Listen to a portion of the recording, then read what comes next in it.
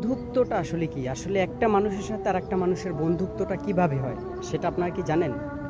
দেখুন, আসলে বন্ধুত্ব কখনো মানুষের চেহারা, মানুষের অর্থ, সম্পদ কিংবা আপনার ধরতে পারেন বাহ্যিক সৌন্দর্য, ল্যাংড়া, লুলা এগুলো দেখে হয় না। আসলে বন্ধুত্বটা হয়ে যায় আরকি। দেখুন, আমাদের জীবনে অনেক বন্ধু থাকে। যেমন আমার ফ্রেন্ড সার্কেলের ভিতরে অনেক আছে। আজকে অনেকে অনেক দূরে, দূরে পড়ে আছে। কেউ ইটালি, কেউ ফ্রান্স, কেউ অস্ট্রেলিয়া, কেউ দুবাই, কেউ সৌদি, আমি মালয়েশিয়াতে। কেউ বা আবার আমাদের দেশে চাকরি করতেছে, কেউ ব্যবসা করতেছে। কিন্তু বন্ধুত্ব কি শেষ হয়ে গেছে? শেষ হয়ে যায়নি, হারিয়েও যায়নি। বন্ধু কখনো হারায় না। আর বন্ধুত্ব কখনো মানুষের অর্থ, সম্পদ, বাহ্যিক সৌন্দর্য, টাকা পয়সা যা কিছু আছে এভরিথিং কোনো কিছু দিয়ে হয় না।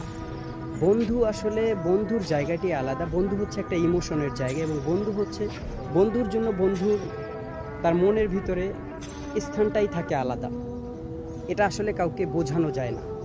বন্ধু কখনো আপনার খাটো লম্বা অথবা কোন দেশের কোথা থেকে আসে এটা দেখে হয় না।